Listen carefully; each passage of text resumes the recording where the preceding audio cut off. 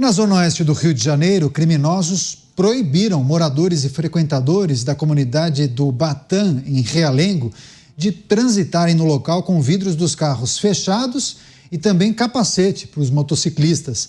A faixa, que foi estendida por vários pontos da comunidade, é assinada pelo grupo que se autodenomina como os Crias, formado por bandidos locais. De acordo com as publicações de perfis da região, a medida é apoiada até mesmo por alguns moradores, que alegam que os anúncios poderiam evitar a morte de vários inocentes que constantemente são alvejados ao entrarem por engano em comunidades no Rio de Janeiro. Você, Nelson Kobayashi, olha a situação que nós chegamos, hein? É o poder paralelo, mas que nesse caso é o poder oficial, né? Determinando que os carros estejam com os vidros abertos e os motociclistas transitem sem o capacete. Koba. Nesse caso, é o Estado paralelo que impõe muito mais respeito, no caso não sei se seria respeito, mas seria até temor, do que propriamente o Estado constituído, o Estado de direito, o Estado do Rio de Janeiro, o município do Rio de Janeiro. Lá no Rio de Janeiro a gente tem um problema muito grave, que é a divisão do território, onde boa parte, se não a maior parte, não sei dizer, já está comandado ou por alguma facção criminosa, ou por alguma outra facção criminosa rival, ou até mesmo pela milícia. Veja como é complexo. Aqui no estado de São Paulo, a gente tem a realidade do crime organizado, que é um monopólio do PCC, né? No estado do Rio de Janeiro, isso é ainda mais complexo porque não há uma facção. Há algumas facções que brigam entre si, brigam com a milícia e brigam com o Estado, com as forças policiais também. São imagens e são notícias que nos fazem refletir em que pé estamos, como fomos parar nessa situação que estamos vivendo no Rio de Janeiro e que nos impõe um grande desafio. Como, quando e de que jeito será que isso vai tornar a normalidade? Quando será que isso é possível, que o Estado de fato tome para si novamente o governo do território do Rio de Janeiro? Muito difícil de fazer essa projeção. E esse é o vídeo, né? As pessoas que nos acompanham pelas emissoras de rádio, eu vou descrever, mas há pouco o Acácio mencionou um vídeo que circula nas redes sociais em que um motorista de aplicativo acaba desavisadamente entrando numa rua que é comandada por bandidos de uma facção criminosa, né? Um grupo de traficantes de drogas, e tem uma espécie de porteiro ali, alguém que controla o acesso dos carros.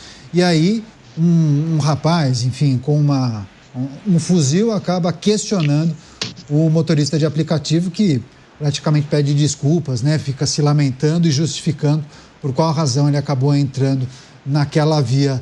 É a situação hoje em dia, né, Cássio? Muitas vezes a pessoa não conhece uma rua de determinado bairro, entra, quando se depara, na verdade aquela rua não é administrada pela prefeitura ou pelo Estado, né?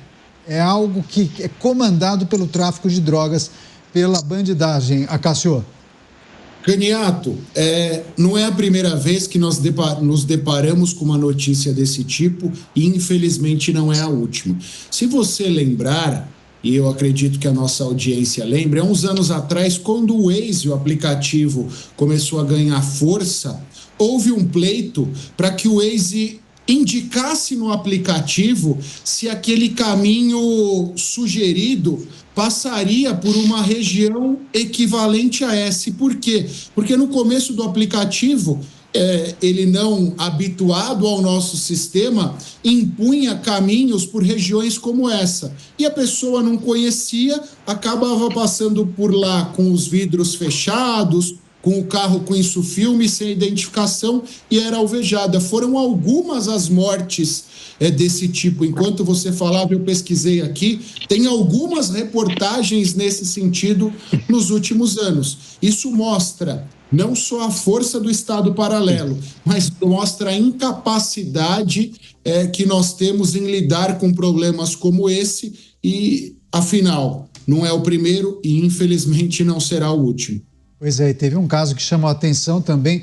Um ex-secretário de turismo da região de Bariloche acabou entrando em uma via sem saber, foi alvejado.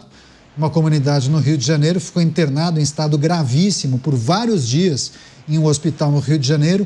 Infelizmente não resistiu e morreu ontem ou anteontem. Enfim, uma situação muito delicada. Você, Beraldo, a notícia em destaque, que parece notícia velha, mas não é, né? Toda semana praticamente tem um novo episódio que se confunde com aquelas outras notícias. Nessa que a gente traz, criminosos impondo regras próprias na comunidade. Ó, aqui você não pode entrar com os vidros fechados no carro.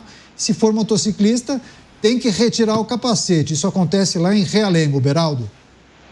Pois é, para alívio do prefeito e do governador, que agora não precisam mais se preocupar com esta região da cidade do Rio de Janeiro. Porque quando você tem esse tipo de regra sendo imposta, está estabelecido que não há mais soberania naquele pedaço do território nacional. Que agora a lei e a ordem não chegam lá. E aquela região é comandada com punho de ferro, a bala, por bandidos, traficantes, pessoas altamente armadas que não deixam que nada aconteça ali que não conforme as regras estabelecidas por ele. Mas, Caniato, não há absolutamente nenhuma novidade nisso. Aliás, a convivência no Rio de Janeiro sobre essas regras é incorporada pela turma da política, pela turma da novela, pela alta sociedade. Todo mundo acha normal, porque quando o Mauricinho sai do Leblon e vai comprar o seu baseado, a sua cocaína no morro, ele atende a essas regras. Outro dia, tinha a senhora ministra, irmã da Marielle, que estava lá, numa comunidade dessa, andando de motinho sem capacete. Ela sabe que o Código Brasileiro de Trânsito exige que se ande de motocicleta de capacete, mas ela prefere preservar a própria vida, respeitar essas regras que ali estão. E só para terminar, agora, tem uma semana, a atriz global que estava lá, passeando com seu namoradinho estrangeiro, numa comunidade do Rio de Janeiro, também sem capacete, achando graça e postando em rede social. Então é a hipocrisia que leva a isso e a bandidagem da risada.